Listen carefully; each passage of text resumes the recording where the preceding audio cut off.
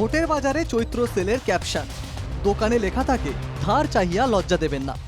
সেই অনুকরণেই এবার পোস্টারে লেখা হলো ভোট চাহিয়া লজ্জা দেবেন না। রানাঘাট লোকসভার অন্তর্গত চাকদা তাতলা 1 নম্বর গ্রাম পঞ্চায়েতের ইটাপুকুর গ্রামে বাড়ির দেওয়ালে দোকানের সামনে দেখা গেল অভিনব পোস্টার।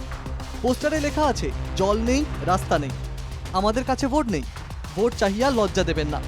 গ্রামবাসীদের অভিযোগ, ভোটের আগে তাদের নানা প্রতিশ্রুতি দেওয়া হয়, কিন্তু ভোট মিটতেই সেই নেতারা আর তাদের চিনতে পারেন না। কোনো সরকারি সুবিধাই পান না তারা। এখন ওই প্রতি বছরই তো বারবার বলে এই দেবো, আমরা কোনো কিছু পাইনি। ঘর দেবে 5 বছর ধরে, কয়বার যে ঘুরছি আমি নিজেই, যে যাই যে বলে যে এই তো ঘর আইছে, সে লিস্টেও নাম দেখি, তারপরে আর ঘরের কোনো খবরই নাই, কোনো কিছুই পাইনি। কি করবো, ওই জন বেশি। এই যে রাজনৈতিক নেতারা, তাদের নীতি আদর্শটা কোথায়? নীতি আদর্শ বিসর্জন দিয়ে শুধুমাত্র মুনাফা লুটবে বলে নিজের আখের গোছানোর জন্য রাজনীতি করছেন, সাধারণ মানুষের কথা ভাবছেন না।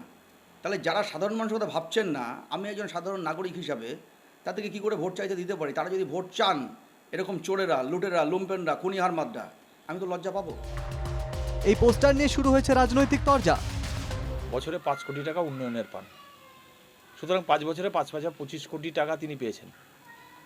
তিনি 25 কোটি টাকার উন্নয়ন চাকদা ব্লকের মধ্যে কোনো মানুষ দেখতে পাচ্ছেন না। 5 বছর তিনি একবারের জন্য চাকদায় আসেননি। করোনা পিরিয়ডে মানুষ যখন মৃত্যুর সাথে লড়াই করছে, তখন তিনি একবারের জন্য চাকদায় আসার প্রয়োজন বোধ করেননি।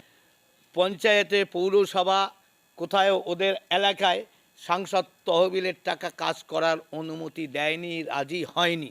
আর তাই আমি চাকদার মধ্যে স্টেশনে পাবলিকের জন্য উন্নয়ন করেছি। তৃণমূলের কোনো এমপি আমি যা করেছি তারা অর্ধেক কাজ করতে পারলে আমি ভোট চাইতে যাব না।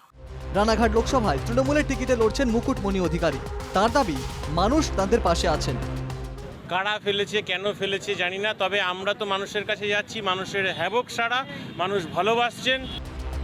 জনপ্রতিনিধিদের দেখা না পাওয়া, সরকারি সুবিধা না মেলার কারণে ভোট বয়কটের ডাক দেওয়া সাধারণ ব্যাপার, কিন্তু চাকদার ইটাপুকুর গ্রামে ভোট বয়কটের ডাক নেই, বরং সেখানে ভোট প্রার্থীদেরই ভোট না চাওয়ার অনুরোধ করা হয়েছে। নদিয়া রানাঘাট থেকে অনুপ কুমার মণ্ডলের রিপোর্ট, NKTV বাংলা।